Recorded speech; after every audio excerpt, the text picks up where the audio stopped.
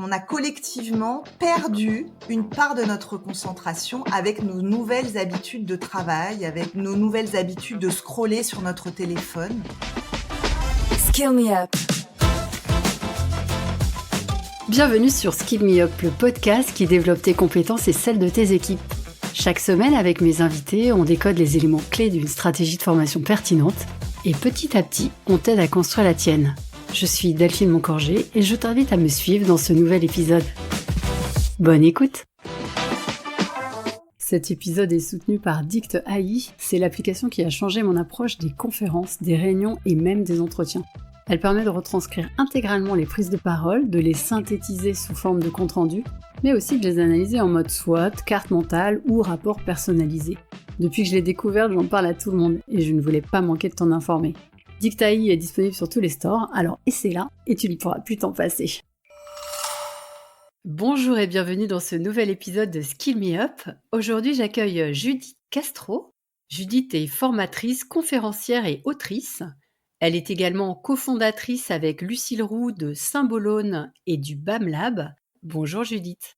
Bonjour Delphine. Alors aujourd'hui, nous allons parler des femmes et de leur développement professionnel, mais pas que, car nous allons aussi aborder le sujet de la concentration qui te préoccupe beaucoup en ce moment. Mais avant d'entrer dans le vif du sujet, Judith, pourrais-tu te présenter en 3 points, 3 dates ou 3 chiffres clés ? Merci de m'accueillir dans Skill Me Up. Alors moi, j'aimerais me présenter en 3 mots-clés. Le premier, c'est transmission. Le deuxième, c'est femme. Et le troisième, c'est États-Unis. La transmission, c'est ce qui m'anime depuis toujours. J'ai toujours fait de la formation, ou presque. Et quand j'y pense, même au lycée, j'étais très bonne en maths, je donnais des cours de maths aux plus jeunes. Enfin voilà, j'ai toujours aimé transmettre. Et j'ai construit ma vie professionnelle autour de la transmission. Donc c'est vraiment mon fil rouge. Le deuxième mot, c'est femme, puisque je m'intéresse au sujet des femmes et de l'égalité depuis de nombreuses années. Comme tu viens de le dire, j'ai créé Symbolone avec mon associée et amie Lucille. Et Symbolone, c'est un organisme de formation qui a une raison d'être, qui est d'œuvrer pour un monde professionnel plus égalitaire. On fait pas que ça, mais c'est notre sujet numéro 1. Et puis, je suis autrice également d'un livre sur le cycle féminin qui a été publié en 2019. Aujourd'hui, je travaille aussi sur le sujet de la ménopause. Bref, tout ce qui concerne les femmes me passionne. Et puis, le troisième mot-clé, États-Unis. J'ai fait mes études supérieures dans une école américaine, un MBA aux États-Unis. Gamine, j'avais vraiment le rêve américain et j'ai eu la chance de pouvoir vivre cette aventure incroyable. Et je suis restée très connectée à la culture américaine. Je me forme beaucoup aux États-Unis, notamment aujourd'hui à distance. Et je suis très à l'écoute de ce qui se passe là-bas, parce que souvent ils ont un train d'avance sur certains sujets. J'aime beaucoup m'inspirer, des universités américaines notamment. Super. Merci Judith pour cette présentation.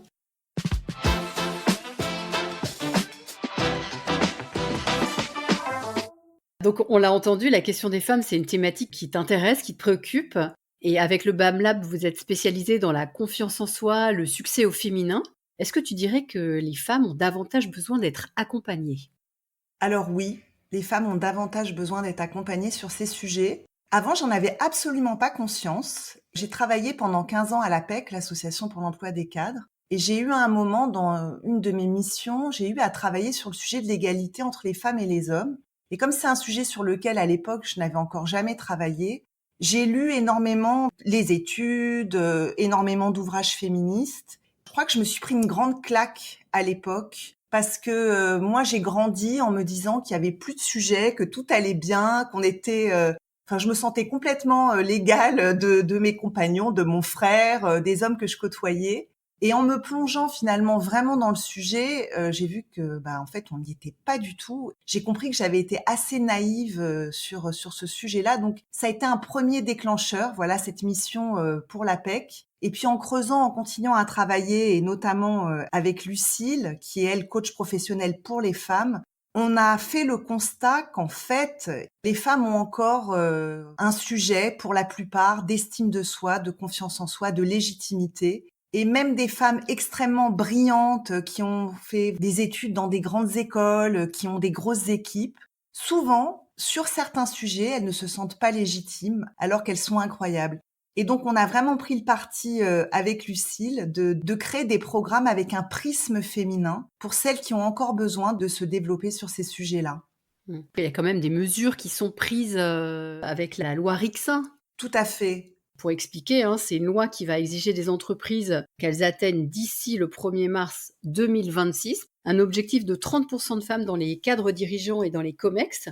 Et après, c'est 40%, je crois, en 2029. C'est à la fois une opportunité, bon, c'est une contrainte législative, mais c'est aussi une opportunité pour les entreprises de développer un vivier plus féminisé de personnes qu'on peut faire évoluer. Est-ce que ça provoque quelque chose au sein des entreprises? Est-ce que tu le vois, toi? Est-ce qu'il y a déjà des évolutions? Alors oui, il y a déjà des évolutions. Les lois sur l'égalité, il y a des lois depuis des années. Je trouve ça formidable que ces lois soient là pour faire avancer le sujet de l'égalité professionnelle. Mais si dans les entreprises, les femmes ne se sentent pas suffisamment, par exemple, épaulées à la maison parce qu'elles ont une charge mentale telle, je devrais même pas dire épaulées en fait. En réalité, le sujet de la charge éducative des enfants et de la charge familiale et domestique, elle devrait Être partagée. être partagée. Bien Quand sûr, les ouais. deux travaillent, ça devrait même pas être un sujet. On sait aujourd'hui, par exemple, que cette charge-là, cette charge mentale, elle repose à 80% sur l'épaule des femmes dans les couples hétérosexuels. Et donc, si on est salarié, on a envie d'évoluer dans son entreprise, on peut ne pas oser se positionner quand il y a une promotion interne qui s'ouvre.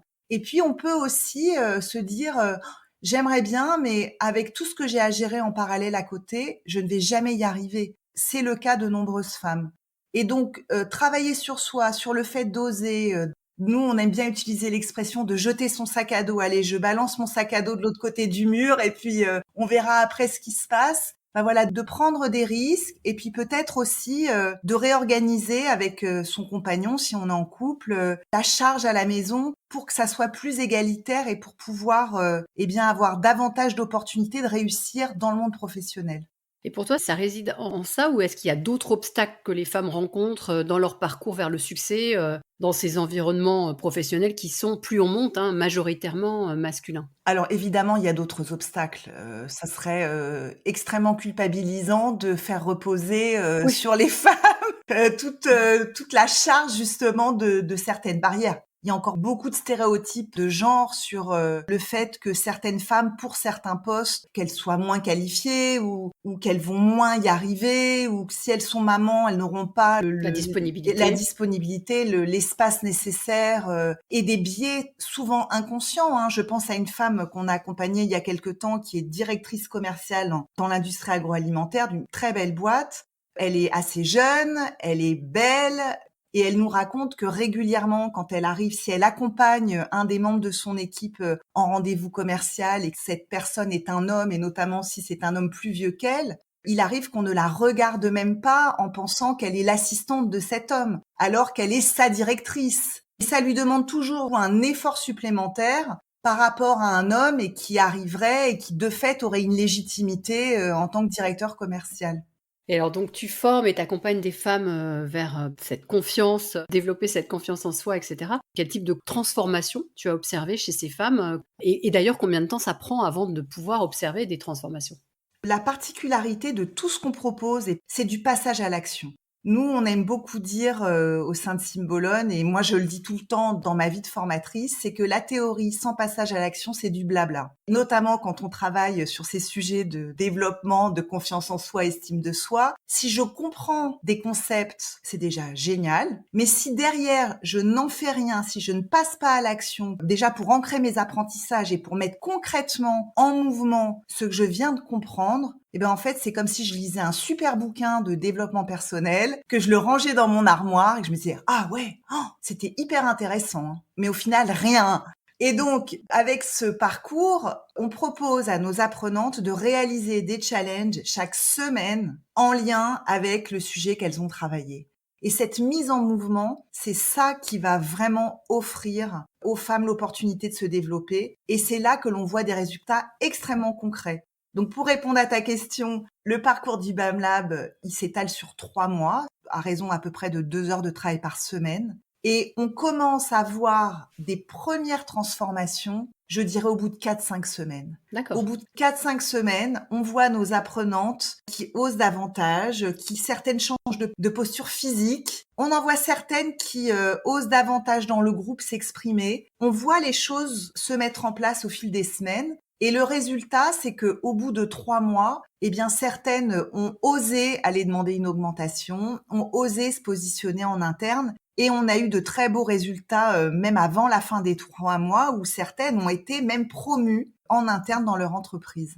D'accord, donc ça a eu un réel impact sur leur développement professionnel, leur carrière, on va dire. Complètement, complètement. Et donc, il y a des challenges individuels, on leur propose aussi des challenges collectifs. Et dans les retours qu'elles nous font, elles nous disent, mais alors déjà, individuellement, les challenges, c'est une expérience, hein, voilà, et avec, pour certaines, beaucoup d'émotions. Pour les plus introvertis, on va leur demander de se filmer. Enfin, voilà, c'est pas forcément évident. Et puis, les challenges collectifs, c'est une opportunité incroyable de créer de la cohésion et en interne, d'avoir un réseau et des liens qui se nouent entre ces femmes. Et ensuite, vous avez des regroupements inter-promotion. Est-ce qu'il y a une espèce de communauté qui se forme, des alumni au fil des années, au fil Alors, des c'est promotions? carrément dans les tuyaux. C'est vraiment quelque chose qu'on a envie de faire, mais ça serait tellement, et ça sera, je vais parler au futur, ça sera tellement intéressant de le faire. Ouais, avec un espèce de système de mentorat un peu, ça peut être, ouais. Complètement, Mmh. complètement. Ouais, je vois bien ça. En fait, cette formation, et ce coaching, en fait, formation coaching, je sais pas C'est comment un on peut mix, appeler. tu as Ouais, c'est un complètement mix des 2, raison. hein, C'est un c'est mix entre de la formation et du coaching. quel impact ça peut avoir sur la performance des équipes et la culture d'entreprise? Parce que ces femmes, elles sont dans une entreprise, donc Oui. certaines ont été promues, ok, donc ça c'est, j'allais dire, le bénéfice pour elles-mêmes, mais quels sont les impacts que ça peut avoir pour leur équipe, leur manager, l'entreprise en général? Est-ce que tu peux le percevoir? Je vais donner un exemple vraiment qui nous a beaucoup marqué dès le début. C'est une commerciale qui était extrêmement volontaire pour faire cette formation. Son N+1, honnêtement, il n'était pas très chaud parce qu'il pensait qu'elle avait déjà une charge de travail qui était importante et il avait peur que ça soit trop pour elle de gérer ça en plus. Et bon, elle a vraiment insisté. Enfin, elle était extrêmement déterminée à faire cette formation. Et en fait, ses résultats commerciaux ont explosé. Et j'en ai beaucoup parlé avec elle en lui disant comment tu l'expliques en fait. Et elle me dit déjà je me sens beaucoup plus alignée avec qui je suis, mes valeurs, donc je me sens complètement dans le juste quand j'échange avec un client. Et en plus, donc le parcours démarre par un premier module sur nos 5 forces principales. On les fait travailler sur ces forces, on leur fait faire des challenges sur ces forces. Et donc cette participante me dit, moi le premier module sur les forces, ça a été un déclencheur. J'ai compris quelles étaient mes forces en tant que commerciale et je me suis dit, si c'est ça mes forces, je vais pouvoir aller encore plus là-dedans. Je vais pouvoir m'appuyer encore plus sur mon humour quand je suis avec des Rendez-vous clients client, ouais. plutôt que de peut-être pas trop oser y aller. Et elle s'est libérée et c'était déjà une très bonne commerciale et en fait, elle est devenue excellente et son manager a eu l'honnêteté de lui dire tu vois, tu as bien fait d'insister, au final c'est gagnant-gagnant. Carrément. Ouais, c'est une belle illustration. Merci.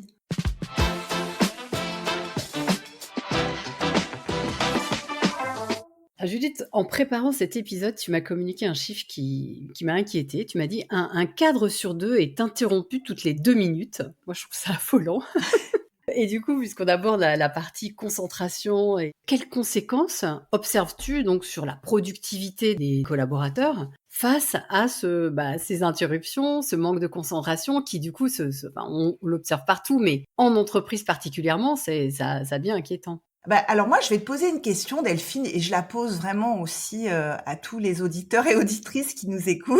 Delphine, est-ce que tu as remarqué que ces dernières années, tu étais moins concentrée en lisant ou en travaillant sur un dossier de fond? Et donc, je pose la question aussi aux personnes qui nous écoutent. Est-ce que vous avez remarqué ça? Et moi, je te répondrais oui, mais c'est aussi depuis plusieurs années et aussi parce que je suis très sensible à mon environnement. Donc, même en open space, etc., toutes mes antennes sont ouvertes. Donc, j'ai beaucoup de mal à me concentrer. Alors, oui, effectivement, je vois où tu veux en venir par rapport aux notifications. Je les coupe, hein, donc ça, je les coupe. Mais je vais tendre l'oreille, je vais écouter et voilà. Et c'est vrai que ça s'est accentué. Ça s'est accentué. Alors, tu parles d'open space. Ça s'est accentué avec l'hyperconnectivité, avec les réseaux sociaux, le fait de passer très rapidement d'un sujet à un autre. le fait aussi que tout aille de plus en plus vite. Et en fait, on a collectivement perdu une part de notre concentration avec nos nouvelles habitudes de travail, avec nos nouvelles habitudes de scroller sur notre téléphone. Et mon point de départ, moi, j'étais quelqu'un d'ultra concentré. J'étais une grande lectrice. Quand je lisais un bouquin, je rentrais dans une espèce de bulle. On pouvait m'appeler, on pouvait crier Judith.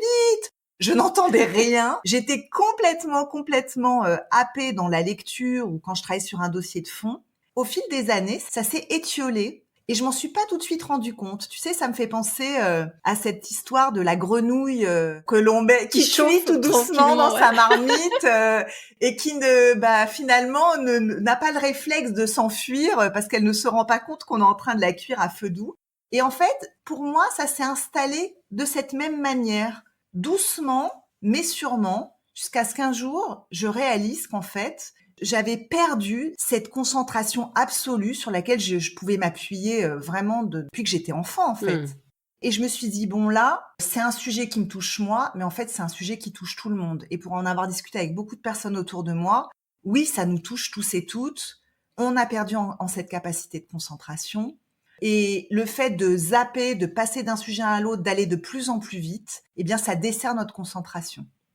J'ai une anecdote sur les interruptions et sur à quel point les interruptions nous font faire des erreurs. On n'en a pas forcément conscience. La 3e cause de mortalité aux États-Unis, c'est les erreurs de médicaments. Donc, soit des personnes qui se trompent en prenant leurs médicaments, soit des personnes qui sont en charge de leur donner des médicaments et qui se trompent en leur donnant des médicaments. Et donc, un hôpital américain a pris conscience qu'en fait, les infirmières, quand elles étaient en train de donner les médicaments aux patients-patientes, elles étaient systématiquement interrompues. On venait les voir, on disait « Carole, est-ce que tu pourras après passer me voir, etc. » Dans cet hôpital américain, ils ont tout simplement créé des gilets où il y a écrit dans le dos « Je suis en train de donner des médicaments, ne m'interrompez pas sauf urgence ». Et en fait, maintenant, les infirmières mettent ce gilet quand elles donnent les médicaments. Et ça a réduit de 88% le taux d'erreur de médicaments donnés aux personnes malades. Et en fait, on n'en a peut-être pas forcément conscience, mais quand on est en permanence interrompu, quand on se remet sur son sujet, souvent on ne sait plus « Ah, j'en étais où ?» Et donc, le sujet des interruptions, c'est un sujet stratégique pour les entreprises. Et donc, je me suis dit « Ok, qu'est-ce qui se fait aux États-Unis ?» Ça, c'est toujours mon premier réflexe, c'est d'aller voir ce qu'ils font là-bas. J'ai commandé tous les bouquins que j'ai trouvés sur le sujet. Il y a des choses en France aussi il y a des livres en France aussi sur le sujet qui sont intéressants. Je me suis dit, mais en fait, je vais monter un module de formation là-dessus parce que c'est un sujet, en tout cas aujourd'hui, en 2024, qui est nouveau, qui est innovant. Enfin, moi, en tout cas, je l'ai pas encore vu dans d'autres entreprises. Et j'ai créé une méthode que je vais bientôt expérimenter dans 2 belles entreprises qui me font confiance pour tester auprès de leurs salariés. Génial, hein, d'accord. Sans dévoiler ta méthode, puisque c'est ton produit, tu le vends, donc on va pas tout dire ici. Est-ce que tu peux nous donner quelques conseils, en fait, des conseils pratiques qu'on pourrait nous appliquer au quotidien ou aux entreprises pour aider les collaborateurs à mieux gérer leur attention au quotidien? Est-ce qu'il y a 2-3 tips que tu peux nous délivrer? Bien sûr, non mais je peux aussi donner les grandes lignes de la méthode sans rentrer dans les détails, mais au moins l'idée. En fait, j'ai fait la comparaison entre la manière dont nous nourrissons notre cerveau par les activités que nous faisons avec ce que l'on mange, avec la nourriture. La nourriture, aujourd'hui, on est tous et toutes plus ou moins conscients qu'il y a des aliments qui nous font du bien, des aliments qui nous font du mal, et des aliments, on va dire, plus ou moins neutres. Les aliments qui nous font du bien, ça va être les fruits, légumes, enfin voilà, on sait tout ça, les protéines et glucides de qualité. Les aliments neutres, ça pourrait être la baguette de pain. Voilà, manger une baguette de pain, c'est bon, ça fait plaisir. En termes de nutriments, c'est pas vraiment riche. Et puis tout ce qui est junk food, malbouffe, les bonbons, les aliments ultra transformés, on sait que ça, c'est mauvais pour notre corps. En fait, pour notre cerveau, de la même manière, il y a 3 types d'aliments. Il y a des activités qui font du mal à notre cerveau, donc c'est la malbouffe cognitive, ça va être scroller sur les réseaux sociaux, faire 10 choses en même temps, regarder des émissions en x2, x3. Ça, c'est mauvais pour notre cerveau. Ça va à l'encontre de la concentration. Des aliments type baguette, donc qui sont plutôt neutres pour notre cerveau, ça va être regarder un film, par exemple. Si je regarde un film ou une émission à la télé, je me fais pas vraiment du mal, mais je me fais pas vraiment du bien.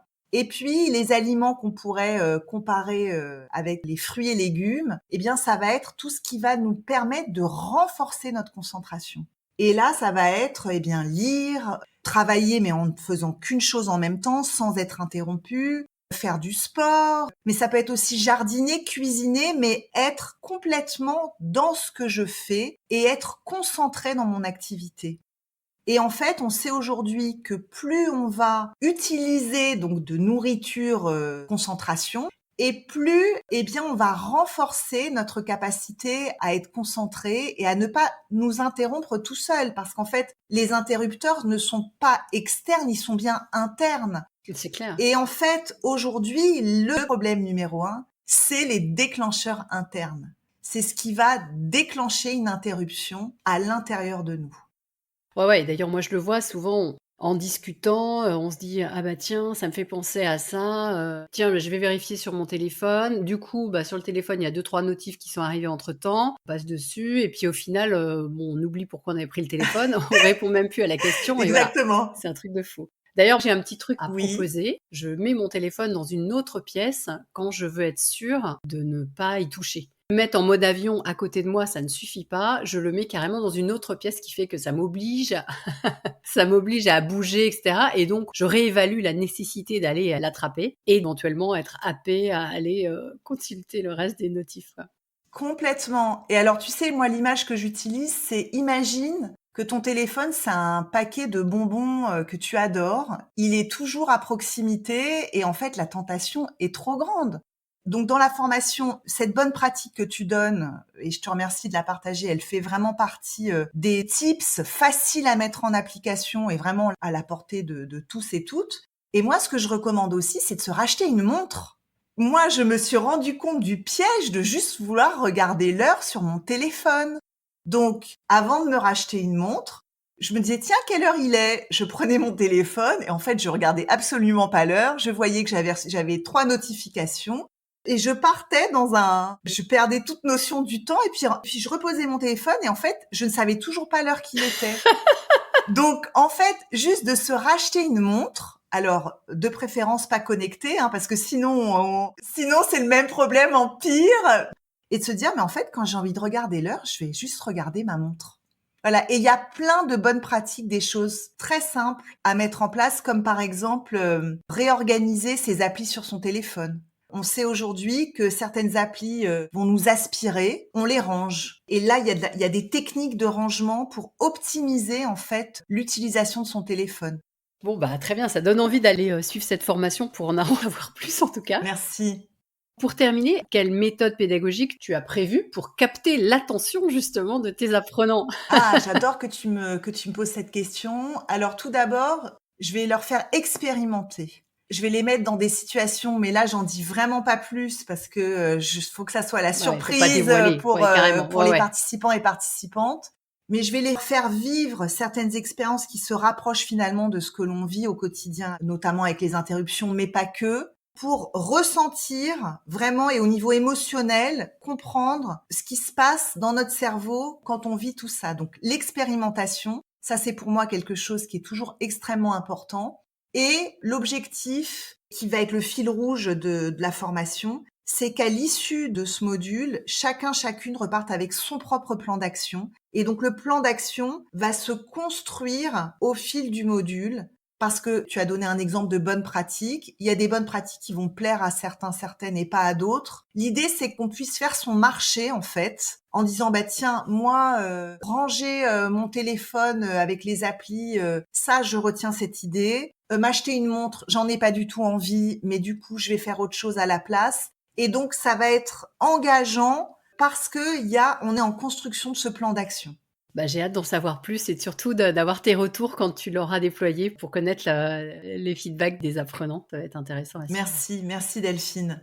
Maintenant, nous allons passer aux questions signatures du podcast.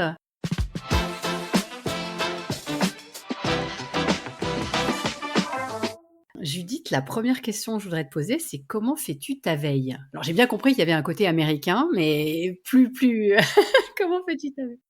Alors bon, comme on est Calliope, bon, on a notre veille classique avec nos alertes de tout ce qui concerne la formation. Ça, c'est, je pense, comme plus ou moins tout le monde. Moi, je vais chercher aux États-Unis. Je vais sur les sites américains, je vais sur les sites d'universités. Les universités américaines aujourd'hui, elles ont une offre de formation et des sujets. Il y a des MOOC gratuits. Enfin, il y a des choses incroyables pour les personnes qui comprennent l'anglais. On peut vraiment aller explorer des nouveaux sujets. C'est vraiment fabuleux. Donc, je suis inscrite à des newsletters, mais surtout, j'ai une démarche très proactive. Je vais chercher de l'info. Les universités dont tu parles, tu pourras nous donner des 2-3 liens peut-être? Il y a plusieurs applis, mais moi j'en recommande une, c'est edX, donc ED pour éducation et X. Et sur edX, donc il y a le site en ligne et il y a l'appli sur le téléphone pour Pour rester cohérente? voilà, pour rester cohérent. edX propose vraiment, il y a une offre qui est incroyable avec des niveaux gratuits, des niveaux payants. Donc les niveaux payants proposent toujours à l'issue d'être certifié ou diplômé, mais si on n'est pas en quête d'un diplôme ou d'une certification, on a en tout cas en niveau gratuit, on a quand même une offre qui est absolument incroyable. OK, super. Est-ce qu'il y a une formation qui a eu un impact particulièrement important sur toi et si oui, laquelle et pourquoi? Alors ben justement, sur edX, j'ai suivi une formation de Harvard qui s'appelle Managing Happiness, manager son bonheur en fait. Et c'est une formation qui démontre qu'en fait, le sujet du bonheur, c'est un sujet qui peut se développer comme tout sujet, et ça s'appuie sur de la recherche scientifique. Donc là, on est vraiment au cœur de la psychologie positive avec les dernières études sur le sujet. Qu'est-ce que l'on peut faire concrètement dans sa vie pour développer sa capacité à se sentir bien, à être heureux, à être bien dans ses baskets? Et c'est un sujet, moi, que je trouve absolument passionnant parce qu'en fait, il y a des choses assez simples que l'on peut mettre en place au quotidien pour avoir un vrai bonus de bonheur dans sa vie. Et donc, pourquoi elle m'a beaucoup marqué cette formation? Déjà pour moi à titre perso, parce que j'ai trouvé, enfin, ça m'a enrichi de faire cette formation, et parce que je me suis dit, bon ben, il faut que j'en fasse quelque chose. Je vais en faire quelque chose, et j'ai vraiment envie de monter un programme là-dessus, vraiment. Un prochain alors. Un prochain, un prochain. On reste connecté. Exactement. Alors, Judith, si tu pouvais donner un seul conseil à un DRH ou à un responsable formation, ce serait lequel? J'aimerais bien donner le conseil suivant qui est challenger les formateurs et formatrices avec lesquels vous travaillez et proposez-leur de travailler sur des sujets sur lesquels peut-être vous n'avez jamais formé vos équipes. Ce conseil, je le donne parce que je travaille beaucoup avec Dell Technologies depuis des années et la responsable de formation, régulièrement, elle me challenge sur un sujet. Quand, par exemple, il y a eu le Covid et que tout le monde s'est retrouvé à la maison, elle m'a dit, Judith, est-ce que tu peux travailler sur la collaboration à distance avec des outils innovants? Quand il y a eu le retour sur site, elle m'a dit, là, maintenant, ça serait intéressant de travailler sur le management hybride. Qu'est-ce que tu peux proposer? Et en fait, c'était des sujets qui étaient nouveaux pour moi. Déjà, j'ai adoré travailler sur ces sujets-là. Et en fait, ça m'a obligée à aller chercher ce qui se faisait, ça m'a obligée à avoir une vraie réflexion et à proposer une formation qui était au cœur de leurs besoins. Et ce réflexe de challenger les OF ou formateurs, formatrices indépendants avec qui on travaille, je pense que la plupart des DRH ou responsables formation ne l'ont pas forcément. Et pourtant, ça fait avancer tout le monde. C'est clair. Ouais, c'est une bonne proposition, merci. Merci. Quelle est l'actu récente ou prochaine que tu aimerais partager avec nous, Judith? Bon, je vais être dans la redite, hein, mais mon actu là, et puis je suis à fond dedans, je suis complètement focus sur ma formation de gestion de l'attention. C'est mon actu, voilà. Après, je suis pas fan de mon titre, donc pour l'instant, je l'ai appelé gestion de l'attention, stratégie pour une meilleure concentration. Donc si les gens ont envie de m'écrire pour me faire des propositions, je suis mais vraiment, vraiment hyper preneuse. Et pour terminer, Judith, est-ce que tu aurais une suggestion d'invité pour un prochain épisode de Skill Me Up? Eh ben volontiers, je te recommande, Delphine, d'inviter Magdalena Turin, qui est une formatrice et une femme que je trouve incroyable, que j'ai rencontrée il y a quelques années. Elle animait une conférence et je m'étais dit, waouh, cette femme est tellement passionnante. Aujourd'hui, elle travaille surtout sur des sujets de prise de décision et de faire les bons choix. C'est un sujet qui est vraiment intéressant et qui peut concerner quasiment tout le monde pour le coup. Ouais, c'est clair. Ouais, très bien. Bah, je ne la connais pas, donc je la contacterai de ta part. Merci beaucoup, Gilite. On arrive à la fin de cet épisode. Merci beaucoup pour tout ce que tu nous as partagé, que ce soit à la fois sur le sujet du développement professionnel des femmes et sur le sujet de la concentration. J'espère que ça donnera aux personnes envie d'explorer les deux déjà et puis et de se renforcer sur ces 2 points. Donc merci beaucoup à toi. Et puis je te dis à très bientôt pour avoir des nouvelles de ces 2 promotions. Merci Delphine et bravo pour Skill Me Up. Merci beaucoup. À bientôt. À bientôt. Au revoir. J'espère que cet épisode t'a inspiré. S'il t'a plu, pense à ajouter plein d'étoiles sur ta plateforme d'écoute. Et si tu veux booster ta stratégie de formation, contacte-moi sur LinkedIn. Rendez-vous la semaine prochaine avec un nouvel invité. D'ici là, abonne-toi, belle journée et à très vite.